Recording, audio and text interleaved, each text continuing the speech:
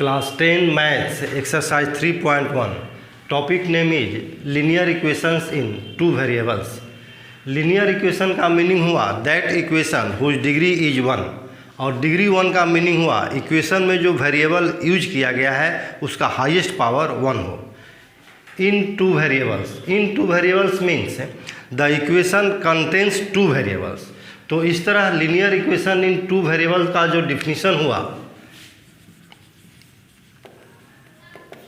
that is an equation which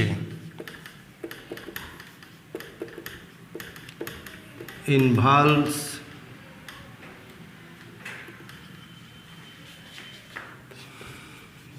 two variables with highest power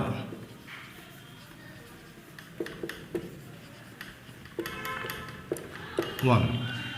यानी ऐसा equation जिसमें दो वेरिएबल का यूज किया गया हो और वेरिएबल का जो हाईएस्ट पावर हो वह 1 हो. For example 2x + 3y = 9. यह जो इक्वेशन है इसमें दो वेरिएबल x और y का यूज किया गया है और वेरिएबल का जो हाईएस्ट पावर है तो इसमें वेरिएबल का जो पावर है हाईएस्ट और लोएस्ट सिर्फ 1 ही है. तो हाईएस्ट पावर जो हुआ 1 हुआ. इस तरह है यह जो इक्वेशन हुआ 2x + 3y = 9 इसे हम कह सकते हैं linear equation in two variable. जो एक्सरसाइज 3.1 है वह है इसी टॉपिक पर बेस्ड है. So now we shall solve exercise 3.1. Question number 1.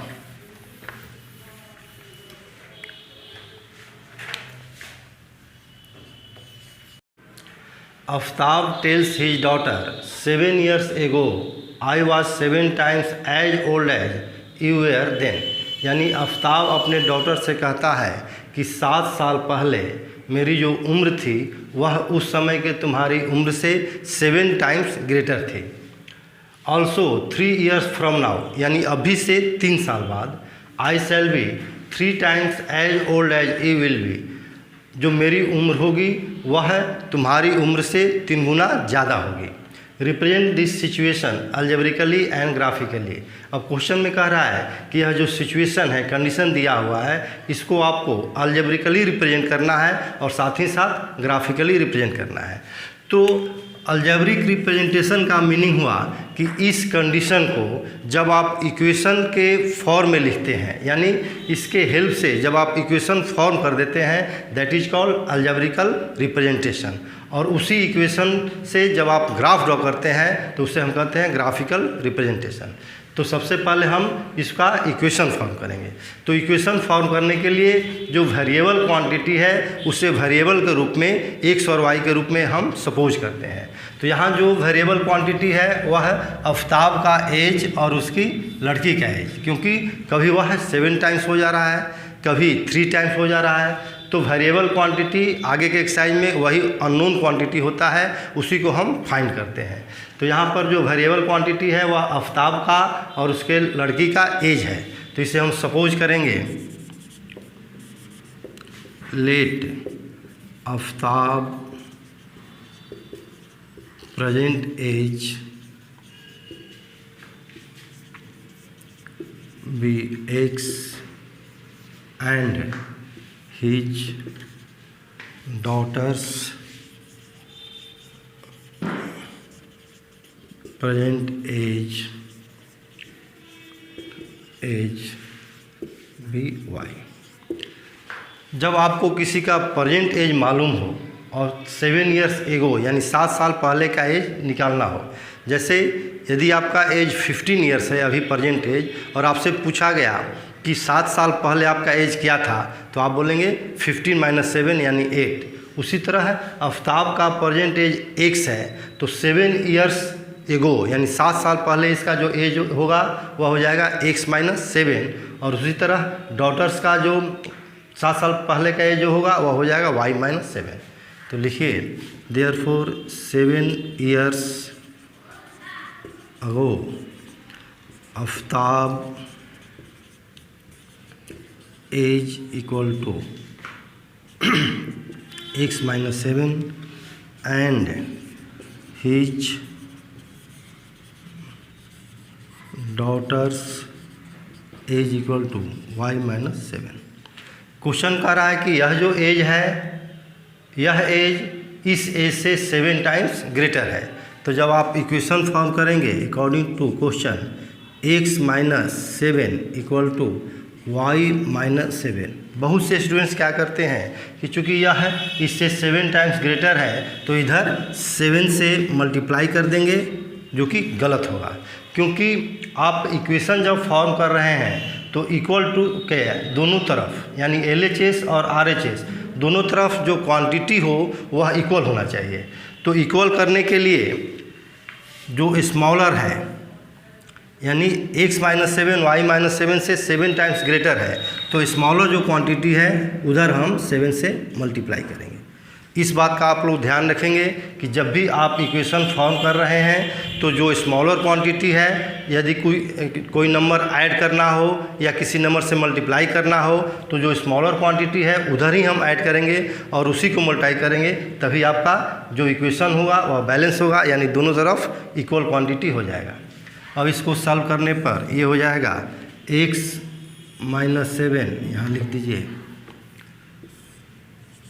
और x minus 7 equal to 7y minus 49 और x minus 7y minus 7 plus 49 equal to 0। Therefore x minus 7y plus 42 equal to 0। यह हुआ first equation.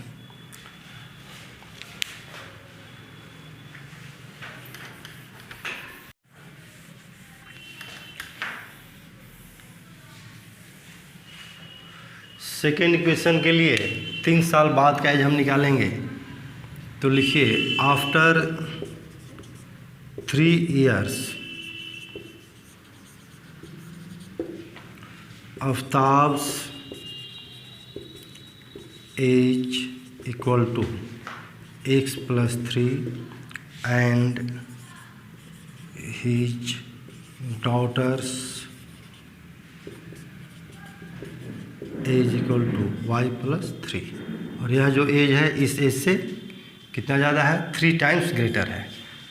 Therefore x plus 3 equal to 3y plus 3, यानी यह ज़्यादा है x plus 3 y plus 3 से 3 times, तो इधर हम 3 से मल्टीप्लाई करेंगे। इसको सॉल्व करने पर x plus 3 equal to 3y plus 9 और x minus 3y plus 3 minus 9 equal to 0। Therefore x minus 3y minus 6 equal to 0। यह सेकेंड इक्वेशन हुआ। तो आपको लिखना है अलजेब्रिक रिप्रेजेंटेशन, तो आप लिखेंगे therefore algebraic representation of given problem is x minus 7y plus 42 equal to 0 and second equation है x minus 3y minus 6 equal to 0। यानी आप इक्वेशन फॉर्म कर दिए, यही हो गया अलजेब्रिक रिप्रेजेंटेशन। अब नेक्स्ट है कि दोनों इक्वेशन का हम ग्राफ ड्रॉ करेंगे, क्योंकि ग्राफिकली भी रिप्रेजेंट करना है। ग्राफ ड्रॉ करने के लिए सबसे पहले हम इक्वेशन को लिखते हैं x minus 7y plus 42 equal to 0 और x minus 3y minus 6 equal to 0। तो इस इक्वेशन से हम y का वैल्यू x के टर्म निकालेंगे, तो यहाँ हो जाएगा x plus 42 equal to 7y। Therefore y equal to x plus 42/7।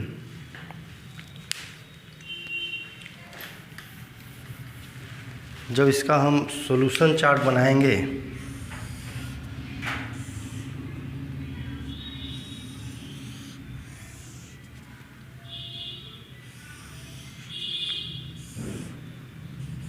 x और यहाँ हो जाएगा y equal to x plus 42/7। 3 pair of values हम निकालते हैं। ऐसे ग्राफ ड्रॉ करने के लिए 2 वैल्यू सफिशिएंट है, लेकिन जो लीनियर इक्वेशन चाहे वह 1 वेरिएबल का हो या 2 वेरिएबल का हो, उसका जब हम ग्राफ ड्रॉ करते हैं तो स्ट्रेट लाइन आता है, और 2 वैल्यू लेंगे तो उससे स्ट्रेट लाइन ड्रॉ हो जाएगा।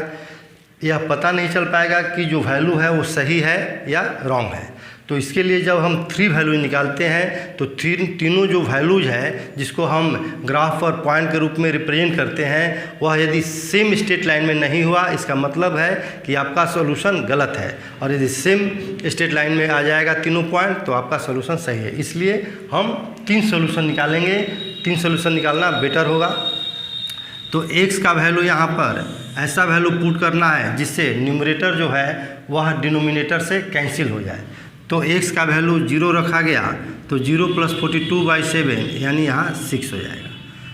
अब यहाँ x का वैल्यू रखिए 7 रखने पर ये हो जाएगा 7 + 49, 7 + 42 यानी 49/7 यानी 7। जब यहाँ पर 14 रखेंगे तो 56/7 यानी यहाँ हो जाएगा 8।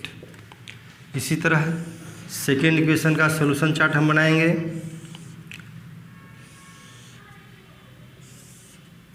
x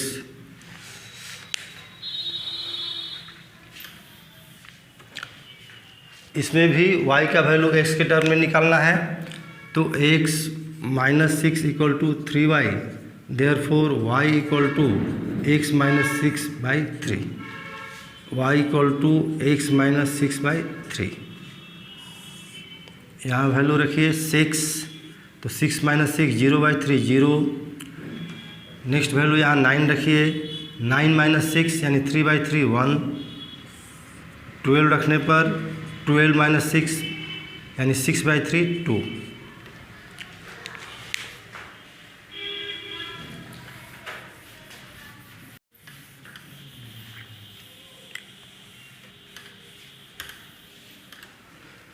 अब हम ग्राफ पेपर का यूज करके इसका ग्राफ ड्रॉ करेंगे। हमारे पास तो बोर्ड है, लेकिन आप जब बनाएंगे तो इसको ग्राफ पेपर का यूज करके ही बनाएंगे।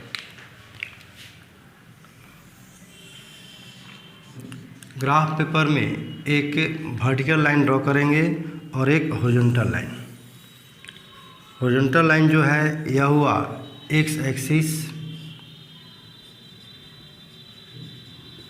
और वर्टिकल लाइन y एक्सिस। दोनों लाइन जहाँ इंटरसेक्ट करता है दैट इज कॉल्ड ओरिजिन। अब स्केल लेने के लिए हम x का वैल्यू ऑब्जर्व करेंगे कि x का हाईएस्ट वैल्यू कितना है। तो यहाँ है 0 7 14 6 9 12, तो हाईएस्ट वैल्यू 14 है। तो इस तरह है स्केल हम लेंगे कि जो हाईएस्ट वैल्यू जो है वह इसमें डिनोट हो जाए। तो यहाँ पर यदि 2 2 सपोज करते हैं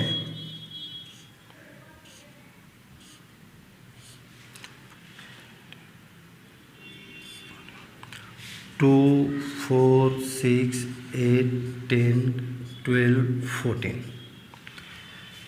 अब y का वैल्यू, y का हाईएस्ट वैल्यू जो है वह 8 है, तो यहाँ भी 2 सपोज कर लीजिए।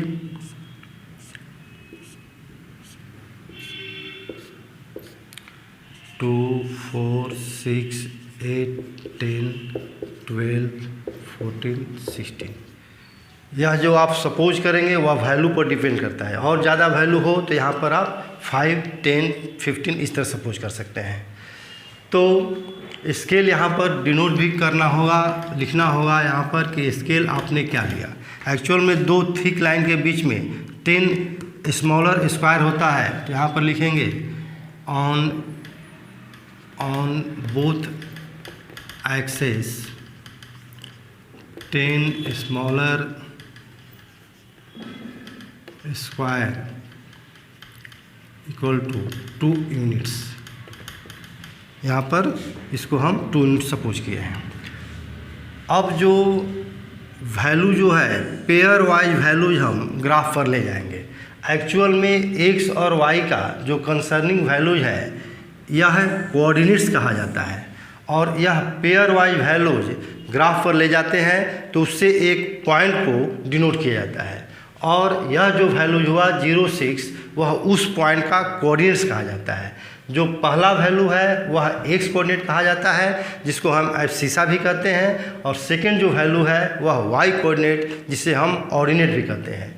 तो जब 0,6 को डिनोट करना हो तो जब भी किसी कोऑर्डिनेट्स में फर्स्ट वैल्यू 0 हो जाए तो वह जो पॉइंट होता है वह वाई एक्सिस पर लाई करता है। तो वाई एक्सिस पर कहाँ लाई करेगा यह डिपेंड करता है वाई के वैल्यू पर। तो 0,6 जो है वह वाई एक्सिस पर वहाँ लाई करेगा जहाँ पर 6 है।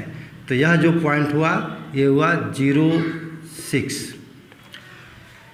नेक्स्ट वैल्यू में x का वैल्यू जो है 7 और y का वैल्यू जो है 7। तो इस तरह 7 जो पॉइंट हुआ यहाँ पर डिनोट करने के लिए x में देखेंगे हम 7 कहाँ है तो 6 और 8 के बीच में होगा, और y एक्सिस में भी 7 6 और 8 के बीच में होगा। तो यहाँ से हम राइट साइड बढ़ेंगे और यहाँ से अपवर्ड, दोनों जिस पॉइंट पर इंटरसेक्ट करेगा यहाँ पर हमें लाइन ड्रॉ करना पड़ रहा है, लेकिन आपके ग्राफ पेपर पर ऑलरेडी लाइन ड्रॉ किया गया रहेगा, उसी लाइन के हेल्प से आप उस पॉइंट का फिक्सेशन करेंगे। तो यह जो पॉइंट हुआ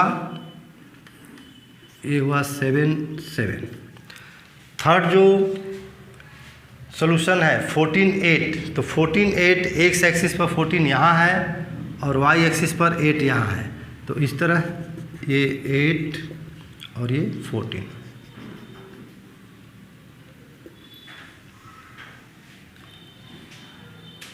यह जो पॉइंट हुआ 14 8। अब इन तीनों पॉइंट को स्केल के हेल्प से आप ड्रॉ करेंगे, ज्वाइन करेंगे तो यह स्ट्रेट लाइन हुआ।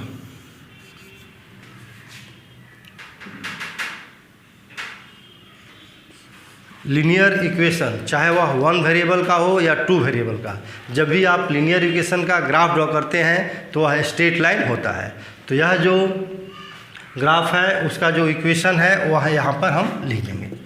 इसी तरह सेकेंड इक्वेशन का ग्राफ ड्रॉ करने के लिए इसका जो फर्स्ट सॉल्यूशन है वह है 6 0। तो 6 0 जो है वह यहाँ पर पॉइंट होगा। सेकेंड 9 1 9 है, एक्स एक्सिस पर 9 यह है और 1 यहाँ पर है। तो इसे आप राइट साइड में बढ़ेंगे और ये 9 यहाँ पर, ये पॉइंट हो गया 9 1। सेकेंड फर्स्ट जो वैल्यू था यह था 6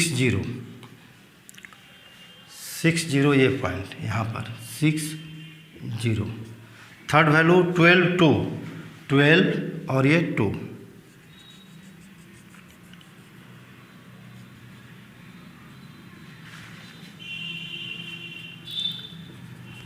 अब तीनों पॉइंट को ज्वाइन कर दीजिए।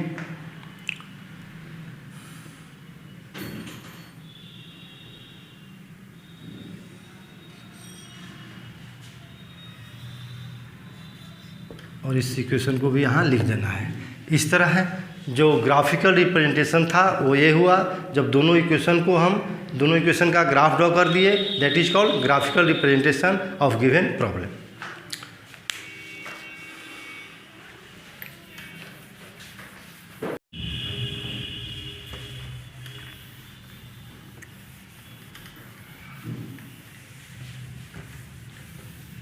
Now question number 2. The coach of a cricket team buys 3 bats and 6 balls for rupees 3,900. Later she buys another bat and 3 more balls of the same kind for rupees 1,300. Represent this situation algebraically and geometrically. जो geometrically word है, geometrically का meaning हुआ graphically, यानी graphically और geometrically दोनों का same meaning हुआ, केवल वर्ड अलग है लेकिन इसका मीनिंग सेम है। यानी आपको ग्राफ ड्रॉ करना है उसी को कहेंगे हम ज्योमेट्रिकली। तो सबसे पहले हम अलजेब्रिकली रिप्रेजेंट करने के लिए इक्वेशन फॉर्म करेंगे। इक्वेशन फॉर्म करने के लिए हम अननोन क्वांटिटी यानी जो वेरिएबल क्वांटिटी है उसे हम सपोज करेंगे। तो यहाँ पर जो वेरिएबल क्वांटिटी है वह बैट का कॉस्ट और बॉल का कॉस्ट है। तो लिखेंगे let cost of one ball is ₹X।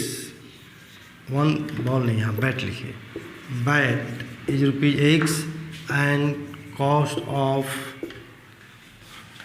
One ball is ₹Y।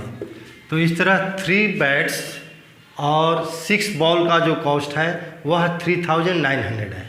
तो 1 बैट का कॉस्ट है X रुपीज़, तो 3 बैट का जो कॉस्ट होगा वह हो जाएगा 3X और 6 बॉल का कॉस्ट निकालने के लिए 1 बॉल का जो कॉस्ट है वह है Y, तो 6 बॉल का कॉस्ट हो जाएगा 6Y और दोनों का जो कॉस्ट है वह मिलकर है 3900 इक्वल टू 3900। जब भी किसी इक्वेशन के प्रत्येक टर्म में कोई कॉमन फैक्टर हो तो उसे आप कैंसिल कर सकते हैं। यहाँ लिख सकते हैं 3 से डिवाइड करेंगे x + 2y equal to 1300 first. Second जो कंडीशन है she buys another bat and 3 more balls, यानी एनदर 1 बैट और 3 मोर बॉल परचेज कर रही है कितना में 1300 में। तो x + 3y इक्वल टू 1300। इस तरह यह जो हुआ वह है अलजेब्रिक रिप्रेजेंटेशन हुआ। और ग्राफिकली रिप्रेजेंट करने के लिए आप इसका ग्राफ ड्रॉ कर लेंगे। जो फर्स्ट क्वेश्चन हम लोग जो बनाए हैं उसका ग्राफ ड्रॉ किए हैं, उसी तरह सेम टाइप में आप इसका सॉल्यूशन चार्ट बनाकर और उसे ग्राफ पेपर पर ग्राफ ड्रॉ कर सकते हैं। तो इस तरह सेकेंड क्वेश्चन कंप्लीट हुआ। और जो थर्ड क्वेश्चन है वह भी इन्हीं दोनों क्वेश्चन पर बेस्ड है, तो वह आपके लिए होमवर्क होगा, उसे आप बना सकते हैं अपने से। और नहीं बनने पर प्रॉब्लम यदि आए तो उसे आप कमेंट बॉक्स में पूछ सकते हैं। तो जब भी आपको कहीं पर किसी टॉपिक पर कोई कन्फ्यूजन हो, कोई क्वेश्चन नहीं बन रहा हो, तो आपको कमेंट बॉक्स में लिखकर ज़रूर पूछना है। हम आपका सॉल्यूशन जो होगा उसको हम वहाँ पर बता देंगे।